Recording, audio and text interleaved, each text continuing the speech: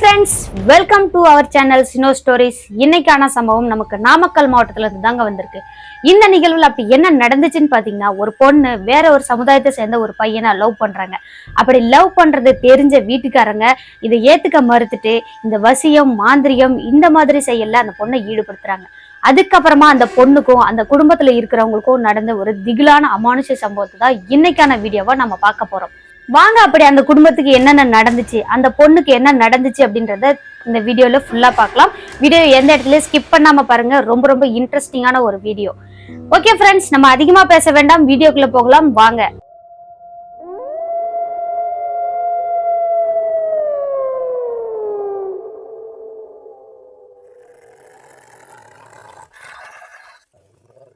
நம்ம ஏற்கனவே சொன்ன மாதிரி இந்த சம்பவம் நாமக்கல் மாவட்டத்துல நாமக்கல்ல இருந்து ஒரு 20 கிலோமீட்டர் தாண்டி உள்ள கிராமத்துல நடந்த ஒரு அமானுஷ சம்பவம் தாங்க. இந்த சம்பவத்துல சம்பந்தப்பட்டவங்க யார் யாருன்றதை ஃபர்ஸ்ட் பாத்திரலாம். அந்த பொண்ணோட பேரு ஹரிணி, அவங்க அப்பா அம்மா இவங்க 3 பேரும் தான் இந்த பொண்ணை அந்த பிளாக் மேஜிக்னு சொல்லுவாங்க இல்லையா, அந்த மாந்திரியத்துல ஈடுபடுத்துறாங்க. வாங்க இப்போ நம்ம அவங்களுக்கு என்ன நடந்துச்சுன்றத பாத்துருவோம். இந்த ஹரிணி அப்படின்றவங்க 12th முடிச்சுட்டு காலேஜ் படிக்க போயிருக்காங்க. ஃபர்ஸ்ட் இயர் காலேஜ்ல ஒரு 6 மாசம் வரைக்கும் ரொம்பவே சந்தோஷமா அவங்க காலேஜ் வாழ்க்கை போயிட்டு இருக்கு. அதுக்கப்புறமா இவங்க ஊரை சேர்ந்த இன்னொரு பையனோட காதல் வசப்படுறாங்க. 2 பேருமே ரொம்ப டீப்பா லவ் பண்ண ஆரம்பிக்கிறாங்க. அதுக்கப்புறம் இவங்களோட லவ் இப்படியே ஒரு 2 வருஷம் கண்டினியூ ஆகுதுங்க. லாஸ்ட் இயர் முடிய போற டைம்ல இவங்களோட வீட்டுக்கு தெரிஞ்சது, இந்த ஹரிணியோட வீட்டுக்கு. அப்படி தெரிஞ்ச பிறகு இந்த வீட்டுல இருக்கிறவங்க அந்த பையன் யாரு என்னன்றது விசாரிக்குவாங்க இல்லையா, அந்த மாதிரி விசாரிக்கும் போது அந்த பையன் வேற ஒரு சமுதாயத்தை சேர்ந்த ஒரு பையன் அப்படின்றது தெரிய வருது. எப்படி நம்ம வீட்டுல இந்த பையனை பொண்ணு கட்டி கொடுக்கறது இந்த பையனுக்கு, அதெல்லாம் முடியாது அப்படின்னு நினைச்சிட்டு அந்த வீட்டுல இருக்கிறவங்க இந்த பொண்ணு அந்த பையனை மறந்துட சொல்லி கேட்டுட்டே இருக்கிறாங்க. இப்படி இவங்க பேரண்ட்ஸ் எவ்வளவோ பேசியும் அந்த பொண்ணு இல்ல நான் முடியாது, இந்த பையனை தான் கல்யாணம் பண்ணிக்குவேன் அப்படின்னு தீர்க்கமா ஒரே கல்ல நிக்கிறாங்க. அதுக்கப்புறமா இந்த பொண்ணை கன்வின்ஸ் பண்றதுக்கு பதிலா இந்த பொண்ணை இந்த வசியம் பண்ணி மாத்திரலாம் அப்படின்னு நினைக்கிறாங்க இந்த வீட்டுல இருக்கிறவங்க. இவங்க ஹரிணியோட அம்மா அப்பா, அதுக்கப்புறம் அவங்க பெரியப்பா பெரியம்மா, இவங்களோட மாமா, இவங்க 5 பேரும் சேர்ந்து என்ன பண்றாங்கன்னா, இந்த நாமக்கல்ல இருந்து கொல்லிமலை அப்படின்றது கொஞ்சம் பக்கம் தானே, அந்த மாதிரியான இடத்துல போயிட்டு ஒரு மாந்திரிகரை கண்டுபிடிச்சு இவளுக்கு ஏதாவது ஒரு வசியம் பண்ணிடலாம், அந்த பையனை மறந்துடுற மாதிரி ஏதாவது பண்ணிடலாம் அப்படின்னு நினைக்கிறாங்க. அதே போல இவங்க 5 பேரும் சேர்ந்து ஒரு மாந்திரிகரை பார்க்கறதுக்கு போறாங்க. இந்த கொல்லிமலையில இவங்க பெரியப்பாவுக்கு தெரிஞ்சவர். அப்படி போய் பார்க்கும்போது அந்த ஆள் ஒரு 45-50 வயசு இருக்குங்க. அந்த வயசு உள்ள ஒரு மாந்திரிகரை பார்த்துட்டு இந்த மாதிரிதான் எங்க வீட்டுல நடக்குது, இதுக்கு நீங்க ஏதாவது வசியம் பண்ணி கொடுங்கன்னு கேட்கும்போது மாந்திரிகர் என்ன சொல்றாருன்னா, அந்த பொண்ணை நீங்க கையோட கூட்டிட்டு வாங்க, அப்போதான் நான் எதுவும் பண்ண முடியும் அப்படின்னு சொல்லிட்டு கொஞ்சம் பொருளெல்லாம் அந்த பொண்ணோட யூஸ் பண்ண அந்த பொருளெல்லாம் எடுத்துட்டு வர சொல்லியிருக்காங்க. அதே போல அந்த பொண்ணையும் கூட்டிட்டு வர சொல்லியிருக்காங்க. இவங்க முதல் நாள் போயிட்டு 2 நாள் விட்டு 3வது நாள் இந்த பொண்ணை கூட்டிட்டு போறாங்க. இந்த பொண்ணுமே ரொம்ப ஸ்ட்ராங்கா இருந்திருக்காங்க, அந்த பையனை தான் நான் கல்யாணம் பண்ணிக்குவேன் அப்படின்னு. அதுக்கப்புறம் இவங்க அந்த கொல்லிமலைக்கு கூட்டிட்டு போற வரைக்கும் தெரியாதுங்க, கோவிலுக்கு போலாம் அப்படின்னு சொல்லிதான் அந்த பொண்ணு கூட்டிட்டு போறாங்க. அதுக்கப்புறமா அந்த மாந்திரிகரோட வீட்டுக்கு கூட்டிட்டு போயிட்டு அந்த மாந்திரிகர் என்ன பண்றாருன்னா, அந்த பொண்ணை மட்டும் உள்ள உட்கார வச்சுட்டு மத்தவங்களை எல்லாம் வெளியே போக சொல்லிடுறாங்க. அதுக்கப்புறம் கொஞ்ச நேரம் அப்படியே அந்த மந்திரங்கள் எல்லாம் சொல்லி அப்படியே அந்த பூஜையெல்லாம் பண்ணிட்டு இருக்கிற மாதிரி, இந்த வசிய பூஜையெல்லாம் பண்ற மாதிரி அவர் பண்ணிட்டு இருக்காரு. இவங்க பேரண்ட்ஸ் எல்லாம் என்ன நினைக்கிறாங்கன்னா, சரி ஓகே இதோட சரியாயிரும் அப்படின்னு நம்பிக்கையோட வெளியே உட்காந்துட்டு இருக்காங்க. அதுக்கப்புறமா இந்த பொண்ணு கொஞ்ச நேரம் அப்படியே அலற மாதிரி சத்தம் கேக்குது.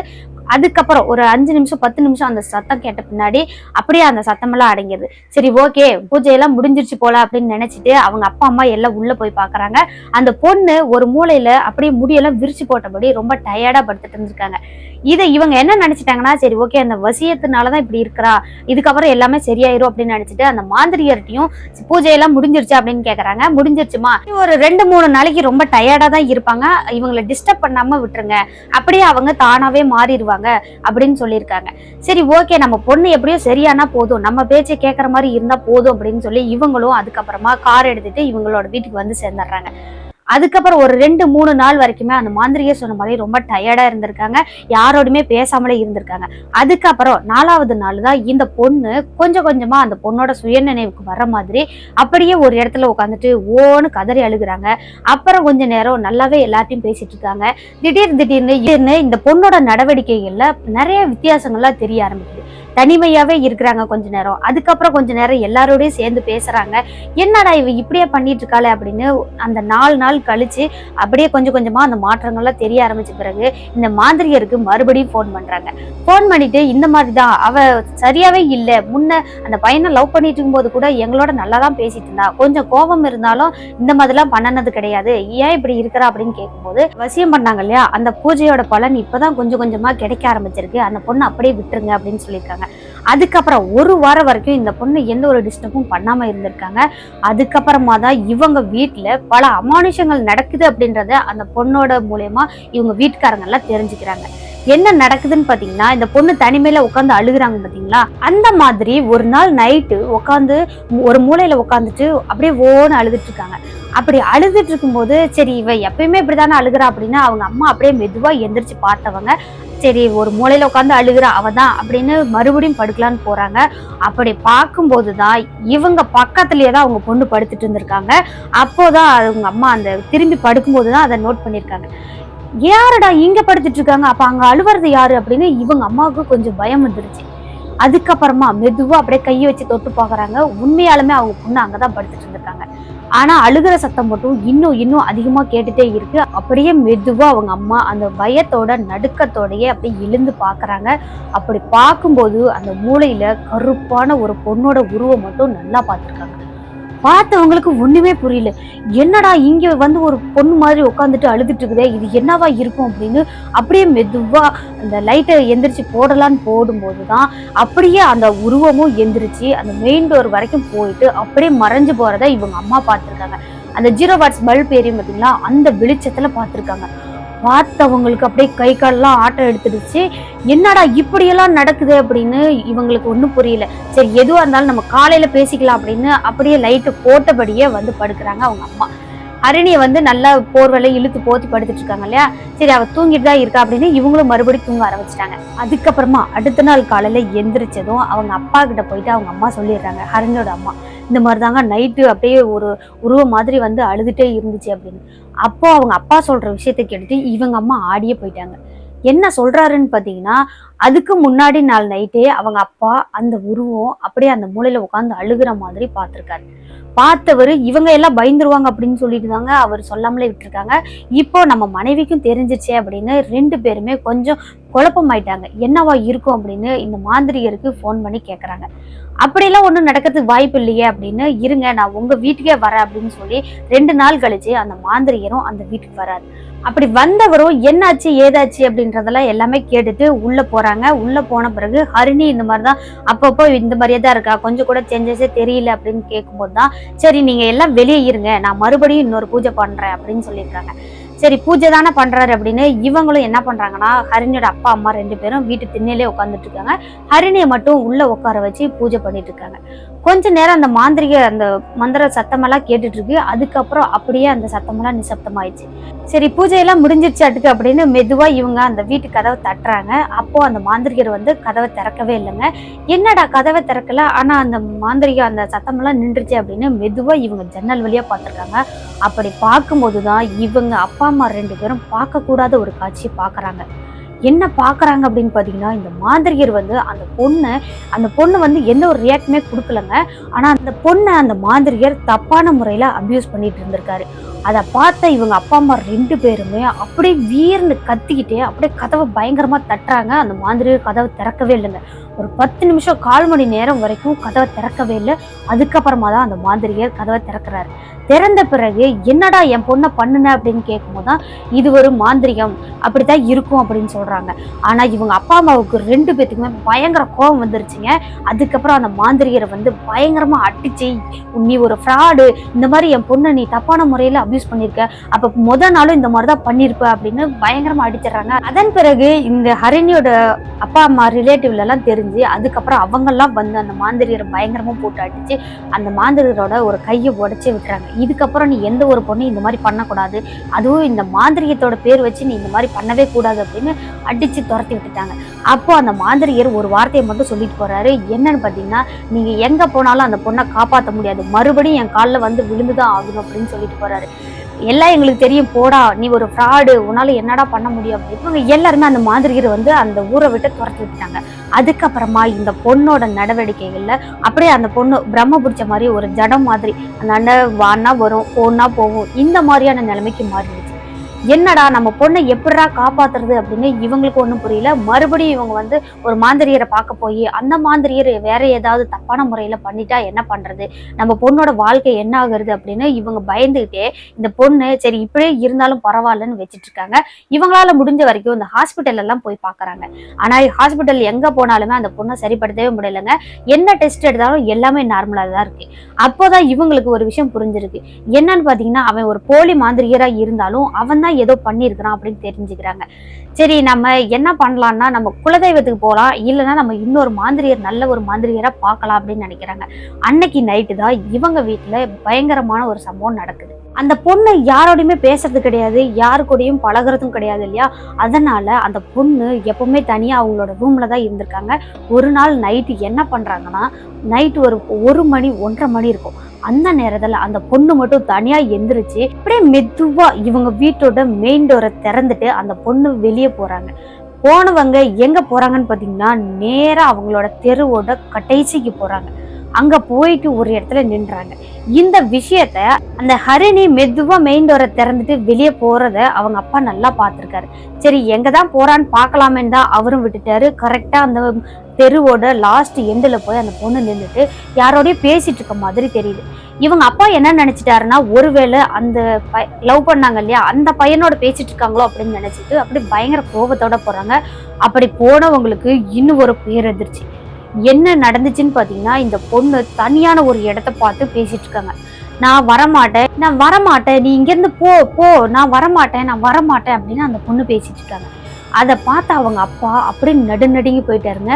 என்னடா இவ தனியான ஒரு இடத்த பார்த்து பேசிட்டு இருக்காளே அப்படின்னு. அப்படியே ஹரிணியோட பக்கமா ஒரு 2 அடி போன பிறகுதான் பார்த்திருக்காங்க இந்த மாந்திரிகரோட உருவத்துல அங்க ஒரு பேய் நின்றுட்டு இருக்கு. பார்த்தவரு அப்படியே மிரண்டடிச்சு அந்த பொண்ணையும் கையோட கூட்டிக்கிட்டே அவங்களோட வீட்டு வரைக்கும் வந்துடுறாங்க. ஆனா இருந்தாலும் அந்த பொண்ணு என்ன சொல்றாங்கன்னா, நான் வரல, என் பின்னாடி வராத, போ போ போ அப்படின்னு சொல்லிட்டே வந்துட்டு இருந்திருக்காங்க. என்னடா இவ இது வரைக்கும் சொல்லிட்டே வராளே அப்படின்னு மெதுவா அவங்க அப்பாவும் பார்த்திருக்காங்க. சேம் அதே அந்த மாந்திரியரோட உருவம் பின்னாடியே வந்துட்டே இருக்கு. பார்த்தவரு வேக வேகமா அந்த பொண்ணு அப்படியே வீட்டுக்குள்ள கூட்டிட்டு வந்து அந்த பொண்ணோட கையை பிடிச்சிட்டு உள்ள போயிட்டு மெயின் டோரை நல்லா லாக் பண்ணிட்டு அதுக்கப்புறமா அந்த பொண்ணை வந்து அந்த ஹால்லே உட்கார வச்சுட்டு சேர்ல உட்கார வச்சு லைட் எல்லாம் போட்டுட்டு கேக்குறாங்க, நீ எப்படிமா அங்க போன, எதுக்காக அங்க போன அப்படின்னு கேட்கும்போது அவன் வந்து என்னை வா வான்னு கூப்பிட்டுட்டே இருக்கான், உங்களுக்கு தெரியாது, என்னை தினமும் வா வான்னு கூப்பிடுறான், என்னை அங்கங்க தொடக்கூடாத இடத்துல எல்லாம் தொடறான் அப்படின்னு இந்த பொண்ணு சொல்லியிருக்கு.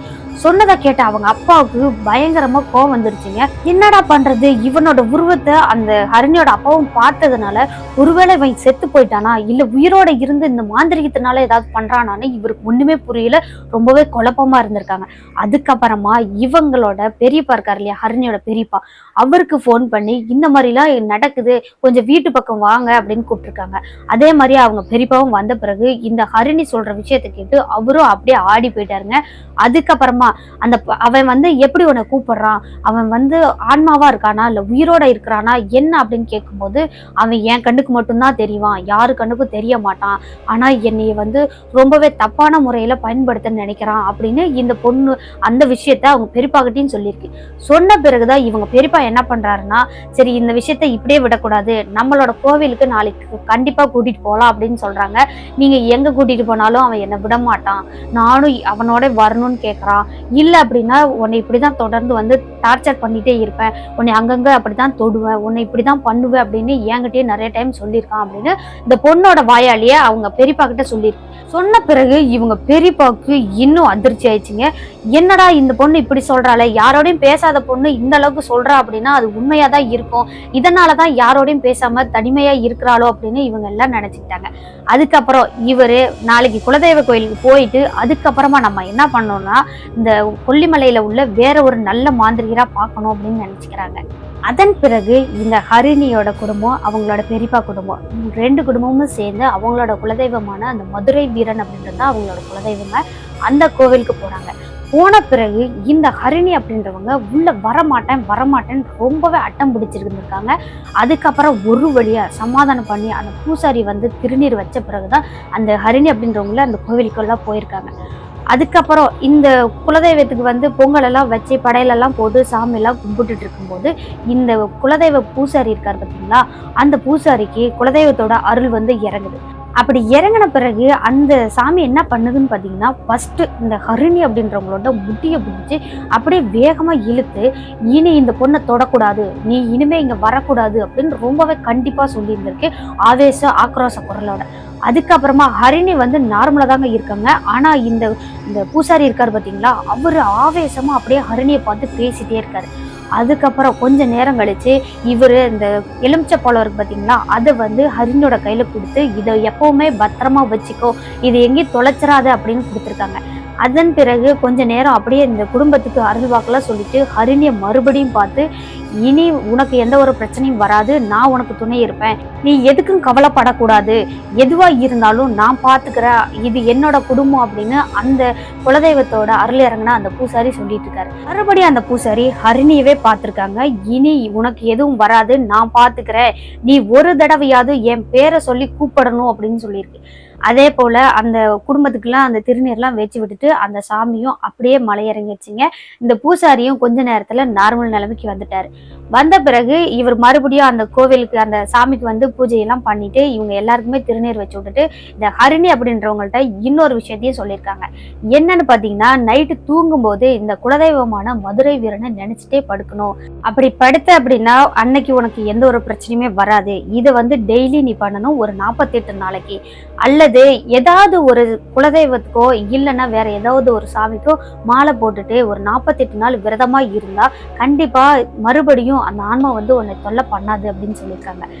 இவங்க எல்லாருக்குமே ஒரு டவுட், எப்படி அவனை வந்து அடிச்சுதான் அனுப்பி வச்சோம் அந்த மாந்திரிகரை, ஆனா இப்போ ஒரு ஆன்மாவோட உருவத்துல வந்து ரொம்பவே தொல்லை பண்றானே, அது ஏன் அப்படின்னு கேட்கும்போது இந்த பூசாரி என்ன சொல்லியிருக்காருன்னு பாத்தீங்கன்னா, இவங்க எல்லாருமே அடிச்சு அனுப்புனாங்க பாத்தீங்களா, கையெல்லாம் உடைச்சு அனுப்புனாங்க பாத்தீங்களா, அதுல இருந்து ஒரு வாரம் ஹாஸ்பிட்டல்ல இருந்திருக்கான்.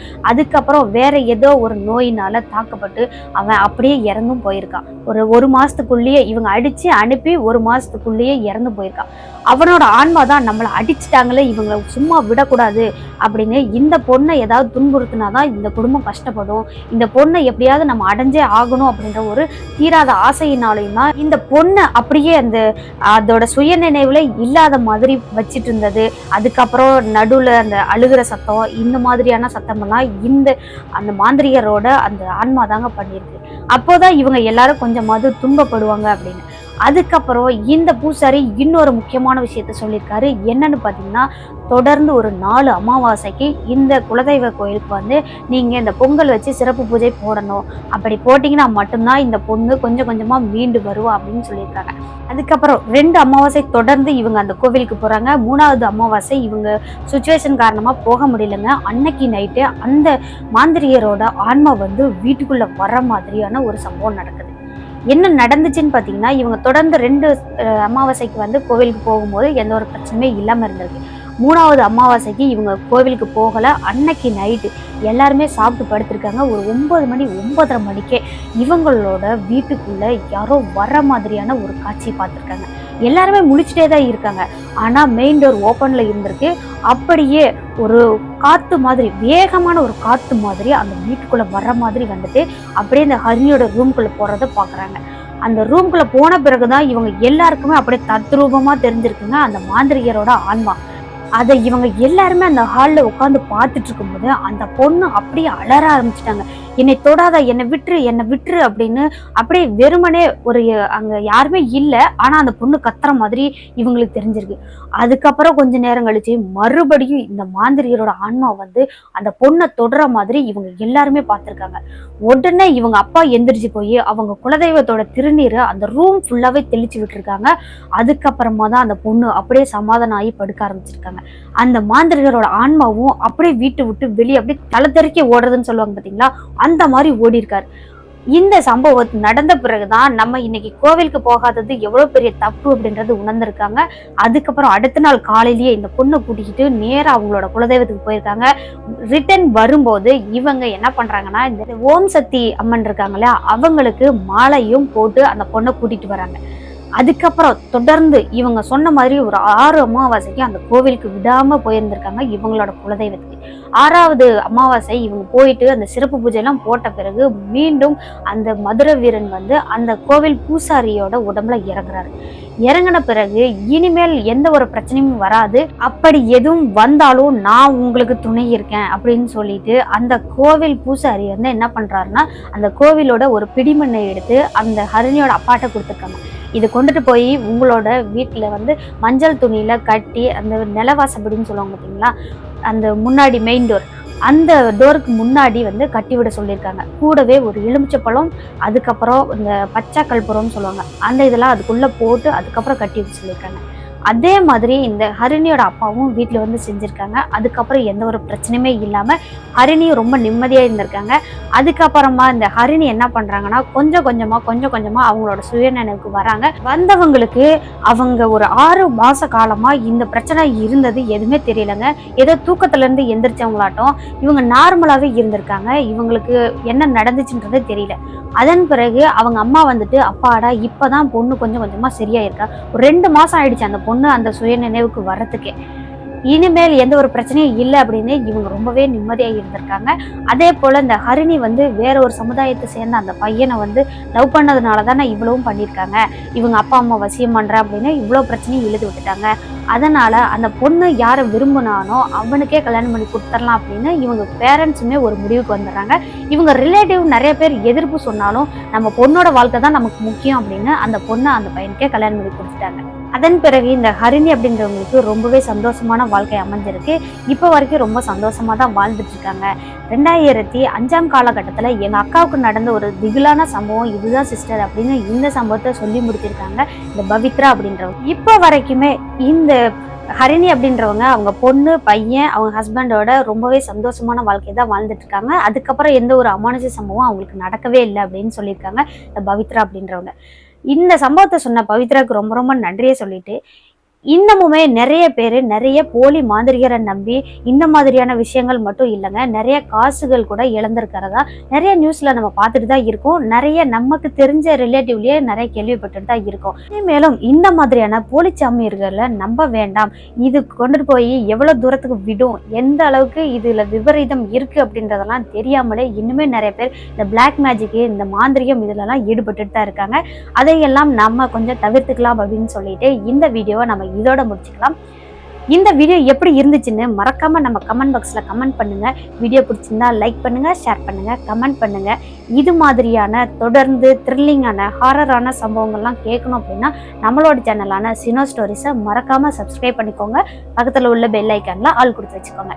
ஓகே ஃப்ரெண்ட்ஸ், மீண்டும் ஒரு திகிலான ஒரு ஹாரரான சம்பவத்தோட அடுத்த எபிசோட்ல சந்திக்கிற வரைக்கும் உங்களிடமிருந்து விடைபெறுவது உங்கள் சினோ ஸ்டோரிஸில் நான். டாடா, பாய்.